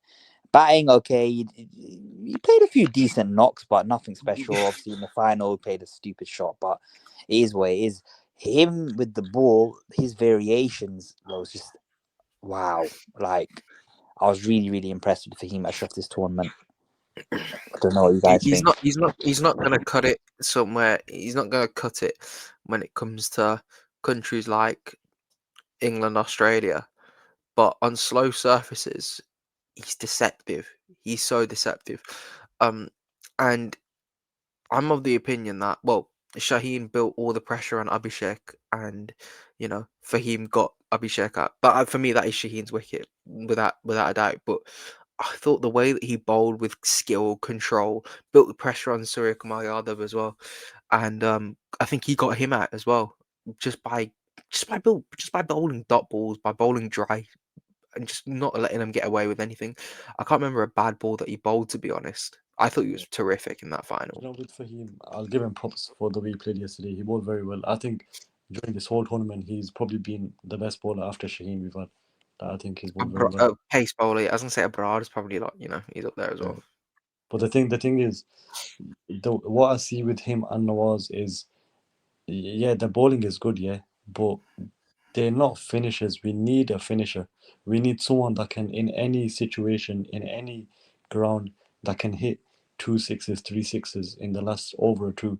They can't do that. It's just a sad truth. It's like their bowling is good, yeah, but their bowling is just a bonus. We need them to be able to finish games off for us, or smack a couple out of the park when we need, say, 15 off the last over or something like that. Which is why I won't get too carried away when people are saying, Yeah, "Oh, would be in this team for the next however long." Like, he wouldn't be part of my T20 World Cup squad, either him or Nawaz. If I had to pick one, I'd probably pick Nawaz, but that's just because spin bowling and it's just more valuable. And on these Indian pitches in the World Cup or Sri Lankan pitches, we won't need like two paces in Shaheen and whoever the other one is, plus Fahim. Like, we might he might do well with his variation and stuff, but I would rather just get a finisher, a proper finisher. It doesn't matter if he can't bowl or he can bowl. Just get someone who can finish games off for us, because we don't have anyone for that right now. Like, I'm trying to think if anyone could have played that Dubé knock that he played yesterday. Like, can you think of anyone that would have done that for us in this lineup right now, or just in general? in We the don't squad, no, we no. we don't have a finisher or a hitter down the order, and it's something we've had in the past. Abdul Razak is one of them. He's the last one I can remember. We used to have Asif Ali, Asif Asif. Ali was like literally he disrespected completely. Yeah, I had some weird opinions about Asif Ali. I thought that he should open the batting because he's just a gunman, but realised he probably should be playing as a finisher considering the way that Pakistan bat. Because I thought he could do the butler role, but anyway, I digress. We treated Asif Ali like shit because he could have been the finisher. Like you know how many games that Asif Ali's won us? It's crazy. yeah. The one versus Afghanistan sticks to mind first. Yeah, Yeah, it's just mismanagement. It's nothing new. It's something we've known for a long time. So, I mean, you yeah, can't sure. even say you're surprised. Mm. Mismanagement. And but yeah, for me, I like for him. I thought he bowled well, but he wouldn't be part of my future plans for this team. I'd rather just get a finisher, someone who can bat, who can finish games off for us. That's more valuable than having a bowler who can bowl like he can, Um, especially on those pitches that we're gonna play on next year. We need a You can find me five Fahim Ashrafs. You can't find me one Asif Ali. That's the ex- yeah, biggest. that's the but you thing. know what? It's easier said than done, isn't it? The talent pool, as you guys say, is just thin. But yeah, where do we go from here then? Ahead of the 2026 T20 World Cup. I think that if it was up to me, I'd change the captaincy personnel. I'd say to Agha, you've given us a good start, but we need someone who's gonna have a more defined role. I'd say give it to Shadab, and kind of like keep a similar core of players around. I think what we shouldn't be doing is throwing the entire is changing the regime, changing the way that we play, making wholesale changes because ultimately we're going to be like, oh, new regime, new this, new that. Things like this take time. Remember that things like this do take time. If you want success, it ain't going to come overnight. Rome weren't built in a day. Um, but sometimes you need to change the people around. I'm looking through that batting lineup straight away. I'm thinking, right, Fucker Zaman, you've done us a really good service, and I've been a big fan of Fucker Zaman. I think he's just got to call it quits. and you bed in Hassan Nawaz at the top of the order, because that's where his place is. You do that. The problem is with that, Hazza, what about Farhan and Saim? Where they're going to play? Well, then if Simon Ayub still can't, if Simon Ayub's scared of opening the batting, he either bats at free or doesn't play in the side at all. Like, there's got to be that, because Farhan has done nothing, in my opinion, has done nothing wrong, in my opinion, to warrant being dropped. I think it's a backwards move from Pakistan if they do that, just to accommodate other players. He's been the one guy that's been constantly performing. And I'd rather him in that T20 side than Babar Azam, particularly with the Sri Lanka World Cup coming up. I would probably. I really, really, really. This is really fucking left field for me, but I really think if Azam Khan decides to finally just lose weight, he finally decides to get serious about his game, I could make an easy case for him to drop Mohammad Haris for him. Easy, because he's also a finisher as well and he can play spin. If he can get fit for that World Cup, I'm taking him in a heartbeat. The guy's a fucking machine. I'm telling you, this guy needs to be playing international cricket if he lost his weight. The guy could play PSL whilst being the biggest motu. He is about the size of my flipping monitor right here, yeah. And he was still smacking balls out the park like they were nothing. He gets fit, he can keep, because he's a damn good wicket keeper as well. He's someone I'd be looking at. But other than that, I'd still be keeping Hardest in the side, I'll be honest. Because unless you're going to have Rizwan as a specialist keeper, I don't see anyone else that can take the gloves. Bowling wise, I'm still keeping Rauf in and around that squad. But he's not going to be automatic starter. I think Naseem's got to come back. I don't care about the stats. Like, you lot can talk about economy, strike rate, average, etc. Look, the guy's a match winner. The guy can win you games just because he's just a special bowler, and you don't turn that away.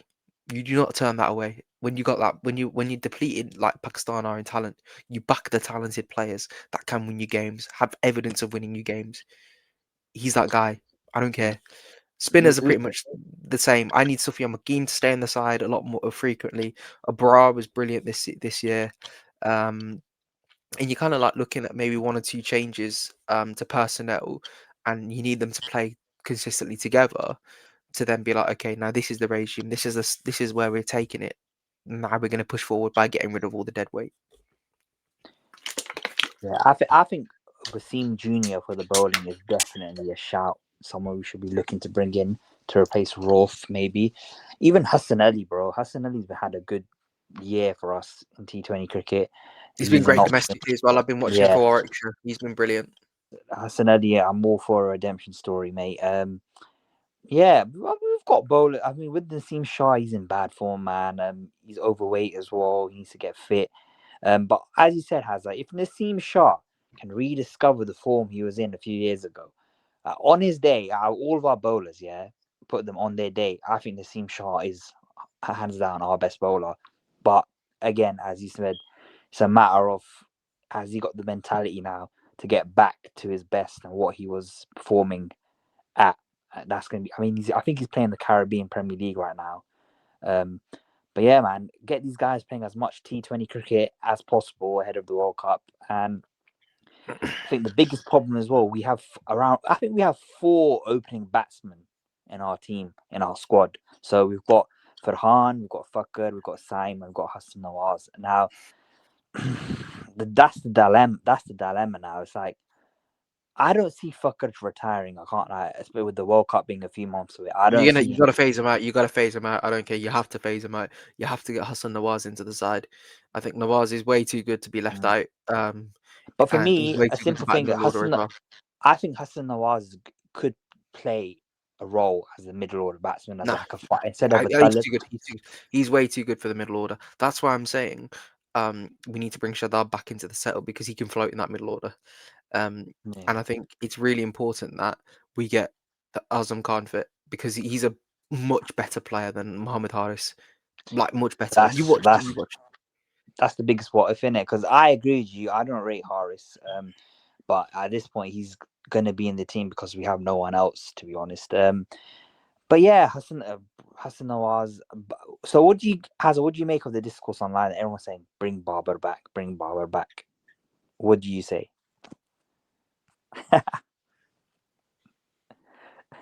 Listen, if you man want mediocrity back in it, by all means, because you know what it is. Like you want to build. I'm gonna put it. I'm gonna put it in the nicest way possible. Yeah, I'm gonna put it in a really, really, weird way that I don't think people are gonna appreciate.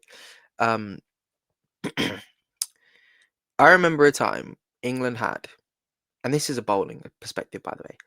Jimmy Anderson and Stuart Broad. Jimmy Anderson and Stuart Broad bowling in the 2015 ODI World Cup, and they were too one-dimensional for limited overs cricket.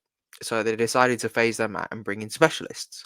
When they brought in specialists on the bowling aspect, um, they had Plunkett, they had Mark Wood, they had Chris Wokes, who was already in the side, but more of a white ball bowler than the other two. They were bringing more success in terms of the bowling. With the batting, England got rid of. I say got rid of. Um, they were cut. The hand was forced because Ian Bell was getting old. Moeen Ali dropped down to the order. They started bringing in guys like Roy Hales. Um, they rejigged the middle order as well. They got rid of Bapara.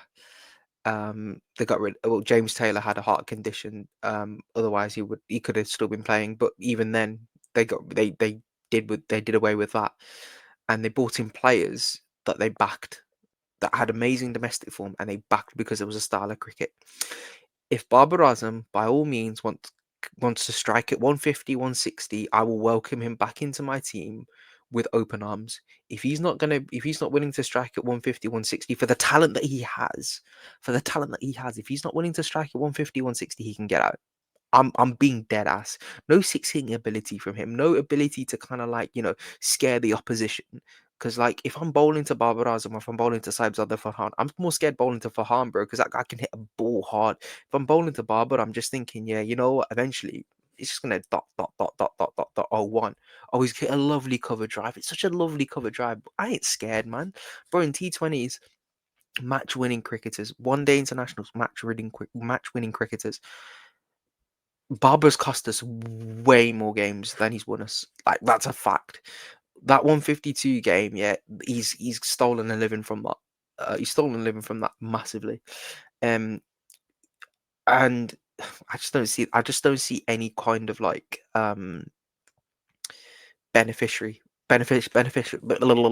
to bringing him back in the side. There's no benefit, none at all. I actually agree with you. It's from between Barber and Rizwan. If I could bring back one of them for the T20, I would actually bring back Barber. But I I'd say agree that Rizwan with the gloves. I'd say Rizwan with the gloves because he's just really good with gloves. That's it. I wouldn't say I wouldn't. I'd say at least with Rizwan, I know that he's incapable of striking at a higher rate, and I'm kind of I'm okay with that because when you have players that you don't expect too much from and they go beyond your expectations, you're kind of like, you know what, fair enough. And Rizwan's actually won us a lot more games, and he's been in match-winning situations a lot more times. I remember a knock against Sri Lanka where he made 130 in the World Cup. That was probably one of the best one-day knocks of that tournament. Sorry, I just want to say, hell no. I would not ever bring Rizwan back into the squad. No, He I'm not is saying I would. I wouldn't want any of them back. I don't want any of them back. not. I don't want to see any of them ever again. Even if I If you had, gave me the even choice, if I'm I taking had to Rizwan. choose between them two, I would not choose Rizwan. I would not choose Rizwan if he was the last resort. That's how bad he is in T20s. You know how much innings he's played where he's just stunk the place up every single time. He's horrid. I don't want to see him play T20 ever again. I don't want Neither, to see that. neither, I don't even want to neither. think But if about I had to choose, I'm picking Rizwan. I'm picking Rizwan. I'm not picking no, Barbara.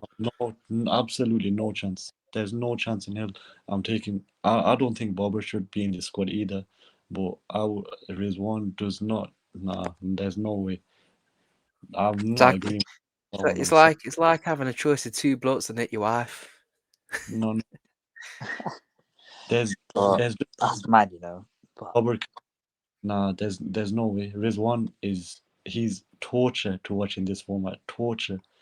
I would never want to see him back in this so T20. I just want to ask you guys. So what if let's say we bring in Shadabia back? What happens with Agha then? Is he getting dropped? I'll drop him. I told you straight. I'm dropping him because he's the straight swap. I drop him because he's not showing his worth with the bat, and he doesn't bowl either, even though he's a bowler. So He goes. I see your argument, but you know what the thing is, Hazza. Again, if the PCB, I don't think Agha's gonna even be stripped of captaincy. I don't think he's gonna I be think he dropped stays in because and he stays as captain. He's going to stay in as yeah, captain for the yeah, next T20 World Cup. I can see that happening I can because live with it. I can live with it. But if they do it, it shows they have no confidence in their plan and have no faith in their ability. And at the end of the day, we both know the PCB will prioritize themselves and saving their face rather than portray themselves as embarrassing, which they are anyway. We already know that, but we all know Mohsen Lakvi and all that. It's just I think I can actually respect the fact that they're continuing with the regime. I can actually respect it. And you know what it is? Going back to again England Bazball and stuff, Morgan was the captain of a horrendous 2015 World Cup. He got given the captaincy at the last minute, and I know that the situation and circumstances were slightly different for Owen Morgan, but they dominated for 2 years in the white ball arena, then got to the Champions Trophy 2017 semi-final and lost. There was no sort of like, oh, we're not worried. We're not worried at all. And Pakistan, prior to this tournament, actually played good T20 cricket in the West Indies and Australia, and showed that intent that we'd all been asking for. And it's just not quite turned up. It's not quite done its part this tournament. And I think if you become so emotionally attached to a final, which we naturally all do, we ignore all the good work that has been done prior. Which is why I can kind of like agree with the PCB to a certain. I can agree with the PCB in saying that you keep Agha Ali Salman as captain because there's something about him that, in terms of his cricketing brain, 99% of the time he does it right. He does everything spot on. Bowling changes, field placements. He kind of gets it right a lot of the time. But I think he's captain because he's well spoken. that's that was the thought process behind making him captain. But listen, I'm rooting for Agha in it. Like as I said, Hazza, I do like him. I think he's been fucking horrific as captain this tournament, but I can see what the PCB sticking with him. So if they're gonna stick with him, we're gonna have to get go all the behind him way. and Go all the way. hope. If you're gonna stick with a guy, Yeah. go all the way. Go all in. If you're gonna pull out and you're gonna change something, then you're gonna regress another 3 or 4 years. And Pakistan cricket has been regressing because of I the think indecision. So I'd rather they I go all the way and then be like, you know what, this probably didn't work out for the best. We need to change. Then that's fine. yeah, give him. I say give him the T20 World Cup at least. Let him have the World Cup. I think it's a bit hot. I don't know, harsh, but kind of is because he hasn't even been captain for a year yet, so it would be kind of harsh to strip him off the captaincy. No, it would be because this is the first time he's entered a tournament, and Yeah. like we said before, this is a litmus test. This is something that we need to look at in terms of um, in terms of Pakistan cricket generally. This is the litmus test. The real is the T20 World Cup. That is the final frontier for this kind of regime. I feel because there's nothing after. Like you're gonna have to wait for a World Cup a year after, and the PCB don't have the patience like the Australian Cricket Board, the BCCI, the ECB. They don't have the patience like the big three because they need results ASAP. They can't wait on a process. So I'm happy with Agha to stay on, but is it the right decision? Mhm. I don't think so, but from a cricket board perspective, I think it's pretty. I don't blame them. Yeah, I mean, a few positives they can. Well, I know it's hard to take positive after the manner in which we lost, but I say from the first game to the third game against India, each game gradually got more competitive, which Incrementally improved, yeah. you can take something from that. And like if I'm Agha now, I'm telling these boys, listen, this so-called best T20 India team in years, etc., they're gonna dominate. We took them down to the wire, basically. Like we're good. We can on our day, we can beat them. We just have to iron out these chinks. Mentality. I don't know how they're gonna do it, but listen, don't be disheartened. We proved that we can take India to their limits. You know what I mean? Like, take some positives out of it. Don't lose heart and push on, man. Push on. I mean, we even said it in the preview, Hazza. We didn't expect them to win this tournament. We were just more concerned with how they played. And I'll be real, they haven't really played great this tournament. at all, really. But hey, it is what it is. As you said, it's a litmus testing process. Let's use this now as a springboard for the T20 World Cup. Again, we don't really have any expectations for them, but I don't expect them to get far or win, especially the quality of teams that we're going to be facing will be a lot better than the Asia Cup as well. So, you know what I mean? Like I said, as long as you stick to the process that you're putting in, whether it's anchor at the top and explode at the end, or be explosive throughout, as long as you're consistent and you're trying to get the best result possible and you're putting in your best foot forward every single time and you're not making schoolboy errors. If you lose to the better team on the day, fine, firms it. I confirmed losing to the better team on the day. I'm fine with that. I'm like, I'm the first person that walks up to the opposition. I'll be like, you know what, congratulations. Um, but yeah, speaking of walking up to the opposition, congratulating them, let's go into the final part of the podcast. Very interesting part. Imran Khan tweeted, I want to advise Asim Munir that if the goal is to improve cricket, then Mohsin Naqvi should be removed and a competent person who understands cricket should be appointed to the position. Ever since the chairmanship of the PCB was handed over to Mohsin Naqvi, the ship of cricket has sunk. In 2021, the same Pakistani team had defeated India by 10 wickets, but now the team is continuously losing because by handing over its reins to a person like Mohsin Naqvi, Pakistan cricket has been destabilised. There's that point we can talk about in terms of Imran Khan alluding to the fact that we've not been good enough structurally internally, but I think one of the larger talking points though that I really want to address is how much I think what it is. I really hate Surya Kumar Yadav now. I used to respect him as a player, but after this guy went to the school of the Zios, man. Like, this guy plays victim mentality. He said the Pakistan team crossed the line, said things that the boys told me about, which I can't repeat here, bro. Come on, man, get out of here. Like, you refused to shake hands with us post match. You insinuated Pakistan was behind the Balagam attack despite zero proof, and you refused to collect the trophy because the president of the ACC is a Pakistani. That's racism, by the way. All I about Sky is fuck that guy. He's a puppet. He hasn't got his own mouth. He can't speak for himself. He's a shit watched player, and all he's good for is just talking shit. This tournament has made me not that I had any, respect for him majorly before this tournament because he's always been a prick. But after this tournament, I do not like him. I'll never like him. I'll never like anything he says, anything he does. He's a wanker. If I'm putting it in simple terms, he's just a prick. Yeah, Again, he's a grade. again, He's a he's all grade. talk.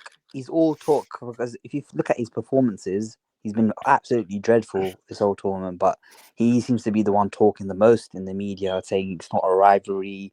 I think even a Pakistani reporter really like bitched him in it, saying, "Oh, you guys refuse to do this, blah blah blah," and then he had no response. All he could say, "Oh, I think you're getting angry, blah blah blah."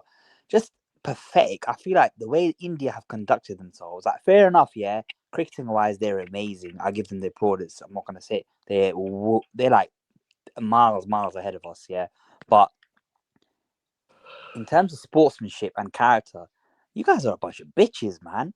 Like, honestly, it's just, as I think Agha said himself, they think they're disrespecting Pakistan, but really and truly, they're disrespecting themselves and they're disrespecting the game of cricket. And everyone has a go, yeah. Everyone like India have basically BCCI and India have tried to bully us, right, into having it their way.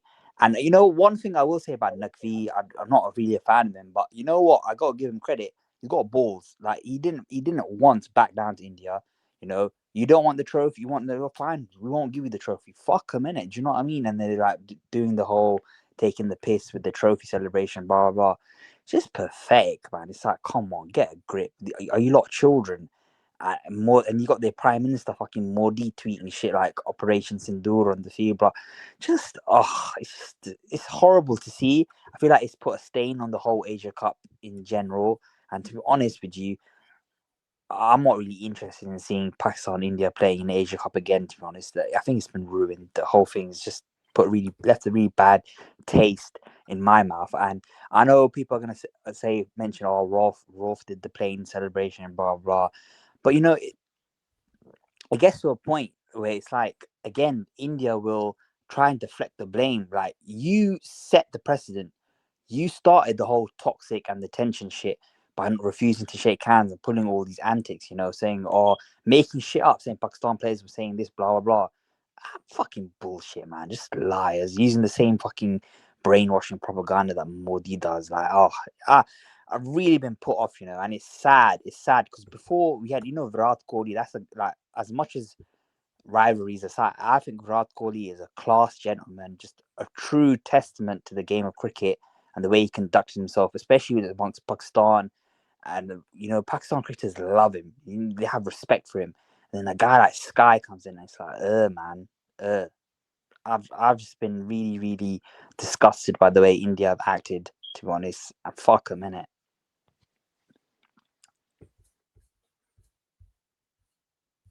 Yeah, no. I think I don't think anyone cares to see an India-Pakistan clash. Like, it's been so overdone, and all people focus on. Obviously, we've been focusing on the cricket. Now we're talking about the issues outside the game, and I think it's really important to address that as well. But I don't think anyone cares too much for an India-Pakistan game anymore. It's lost its, what it is. It's lost its novelty. Big. Like, I don't care for an India-Pakistan game. As much anymore, because of all this political nonsense. Like, people want to talk about keeping politics out of sport. Yeah, Pakistan have done absolutely nothing wrong, in any like sporting capacity. You call the Pakistan team, but you're basically calling the Pakistan team terrorists. That is what they're implying. You refuse to shake hands with the team that have come out and want to play a game of cricket. That's ultimately gentlemen's. It's a gentleman's game. End of the day, and India just acted like animals. Let's be straight. They were mocking Abra's celebration. Arshdeep, who he's just shocking. Like, I can't believe we're letting these kind of average players like Arshdeep, Sky, Harshit Rana emote on all of us when we're far much better than we're far much better than some of these players that are playing for India. It's just horrible. Like, and I think the worst thing is that nationalism is such a toxic. It's so toxic, nationalism, and it's been shown within this tournament. Uh, I think I like the fact that Rauf got humbled for doing the celebration. I like the fact that Bumrah got smashed around when he was trying to do the celebration. You know, I think and I love the fact that Sky, by the way, tried to appeal for obstruction, then got caught out, and then tried to be like, yo, has he actually caught the ball and not trusting the word of the Pakistan captain? I know that's probably like a more of a cricket thing, but all these things kind of line up in it. Um, it, But it just you it know what's just funny though, Hazza? It's all performative as well, because I think Agha said behind the scenes he shook his hand and everything, and he shook Naqvi's hand as well. So you're out here trying to act bad for the cameras to your people, but behind the scenes you're doing all that. Like, it just doesn't make any sense in it. It's like, what are you guys trying to achieve? it was like what it is. What the worst thing is, right? The worst thing about the Indian fan base, and I'll say it straight, is that all their jokes are hypersexualized. Like, there was this out of context cricket page that said we will be boycotting the Asia Cup because India playing with Pakistan, and then when they were talking about, like, the fact that Pakistan got touched up, like, didn't you guys boycott this 3 weeks ago? And Yeah, exactly. you still got Sony or Star Sports were like, we'll be boycotting this, and all of a sudden, they want the rights to the final. Then you got cameras and stuff being like, oh my god, it's a final. But then 3 weeks ago, you didn't want to be there for the first game. Indian cinemas been like, Indian cinemas all of a sudden opening for the final because it's a spectacle and they can make money.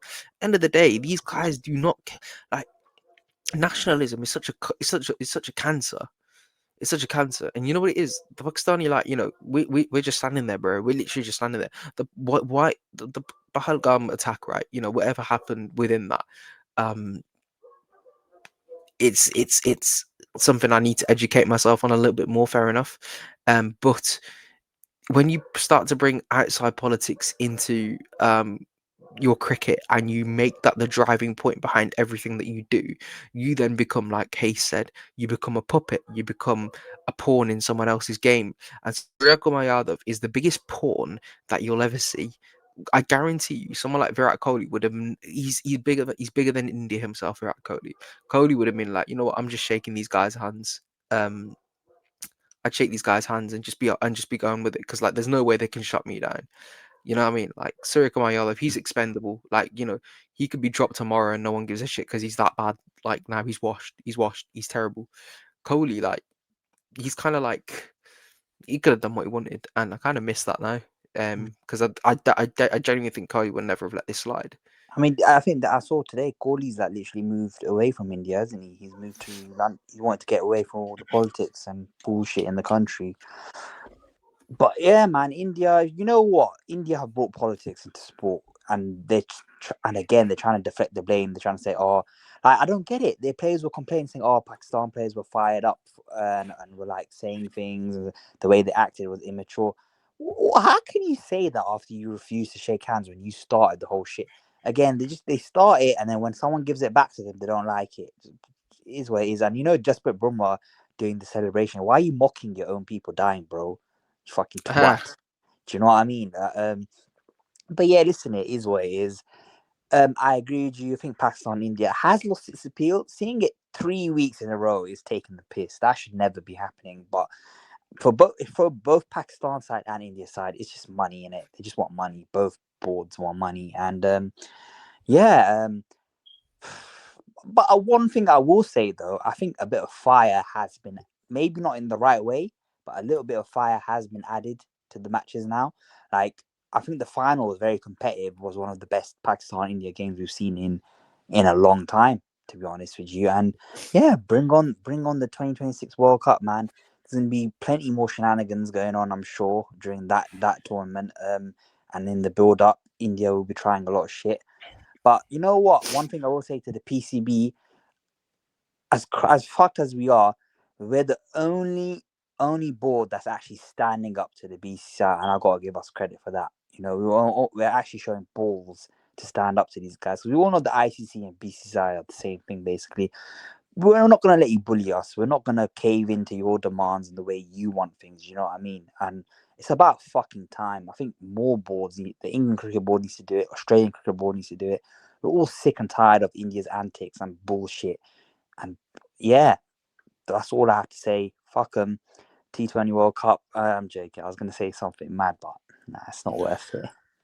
It's not worth it, man. I think it's always good to criticize boards, political powers, but I think tragedy mocking. I know where you're going, Carpe. I know you too well, Nah, man. I wasn't even going to say that. Fucking hell. What were you gonna say then? Nah. Look, I mean, this says it all. Like, this is your cricket board saying this. Your cricket board, the cricket board has to remain impartial. Like, you have to say, oh, this guy's saying three blows, zero response, Asia Cup champions. Like, it's just classless. Like, if your own cricket board, if your own cricket board is kind of like allowing this sort of these antics to happen, then that says it all. Really, that says it all to me about them as a nation, in the sense of the political top down style of authoritarianism. It's never a bottom up thing. Like, everything's top down. If your cricket board, your prime minister, ministers, your secretaries, your ministers within government are kind of are politicizing the game of cricket, then you suck the enjoyment out of the game.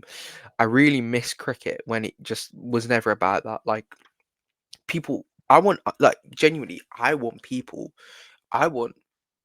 Harris Rauf to hate Abhishek Sharma because he's Abhishek Sharma. I don't want him to hate, but for example, I don't want him to hate Abhishek Sharma because he's part of this regime, but now this is what it's come to, and this vitriolic response by the Indians and the Pakistani team themselves. Not the Pakistani team, but like, the nation media and stuff like that. When you create that bubble, what that does is when it pops, it's gonna like, spill blood everywhere.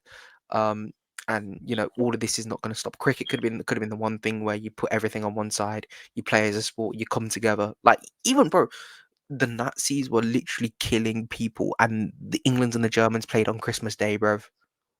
And they shook hands after, and then they went back to shooting each other. But like, there's a respect in it. These guys have got no respect for each other. Pakistan respected India by at least shaking their hands, even after everything. And India were like, so I ain't got no time for that team, man. Like, you know what it is? But it's not just us that I are got no sick of respect. I them. got no respect. The whole cricketing world is sick of these guys. They're just fucking classless, immature, just fucking idiots, man. Just fucking twats. Nobody likes India anyway, to be honest with you. In general. But yeah, it is what it is. Yeah. Nothing really more we can say about it, to be honest. We don't want to make this a fucking politics episode. But yeah. What are your final thoughts then on our Asia Cup campaign? Probably went a lot less. But it's not as good as what I expected it to be.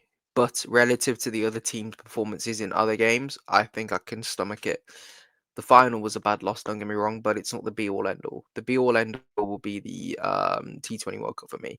And if we don't perform, I want to say this: if we don't perform well enough, then it's a long day. I've joked that I'm cutting ties with this Pakistan team. I don't think I can because I see some potential in it. Just needs the right personal changes. But man, I hate India's propaganda in all of this. The politics these guys are playing, it makes me sick. That's one thing I hate. That's one thing I hate. Politics in sport in that fashion. It's disgusting. Yeah, I mean, Like, as I said, as we both said on the preview, we're more focused on performance rather than results. And the performances just weren't really there, to be honest, aside from a few players and a few stretches in the final, I'd say. But hey, it's not all doom and gloom. Well, I say that and I'm still gutted about the final, to be honest. I still can't comprehend some of the things that individual players done to cost us that game. But you know what, Trevor, it is what it is. Look at moving forward now, 2026 T20 World Cup. Come on, Pakistan.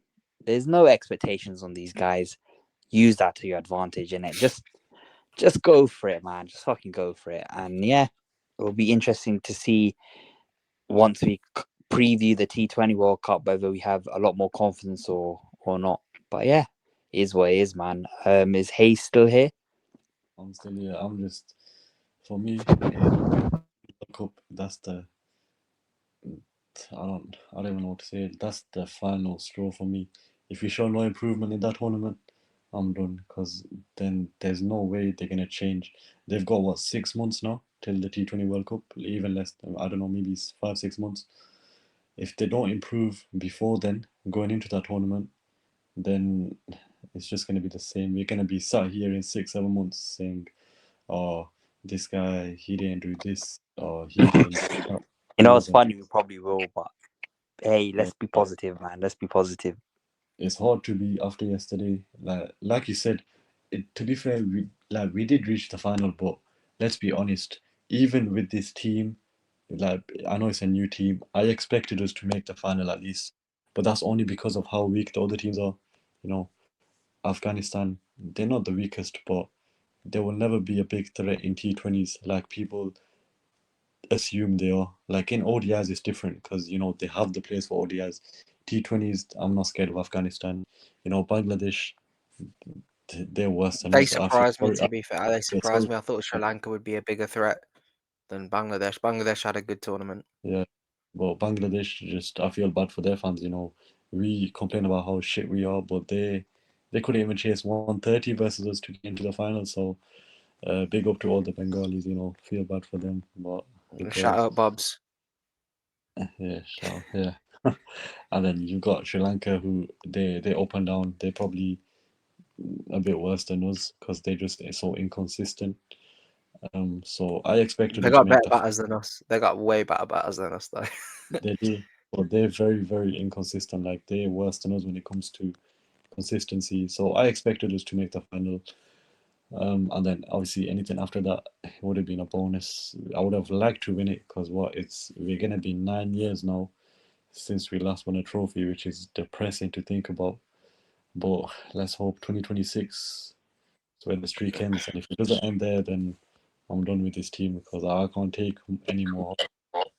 I cannot take any more heartbreak from this team.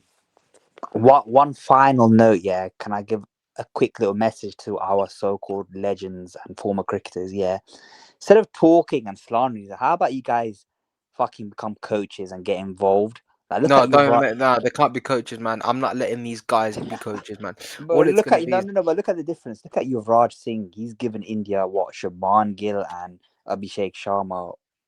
Where's that for us? We don't have. Actually, we have Shoaib Akhtar on TV going, "Make me coach, and I'll turn these guys into superstars." Like, come on, man.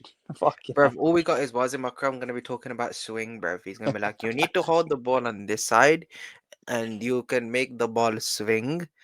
And if you put the swing on this side, you can make the ball reverse. And this is what me and Wakar used to do.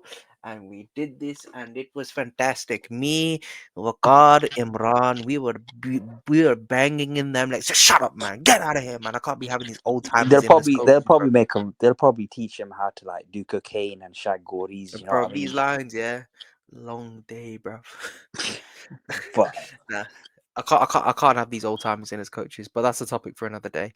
Anyway, Carpe, Hase, thank you so much for coming on and sharing this sort of, you know, pained experience with me. This is probably the longest we've done a mission podcast episode, but for a good reason, very good reason. This is a very pressing topic at this moment in time. Pakistan cricket, the direction we're going to take it in. Well, not we, but they should. But the PCB should take it in, as well as. Oh, Hase is gone. See you later, Hase. And I forgot what I was going to say now. Fuck you, Hase.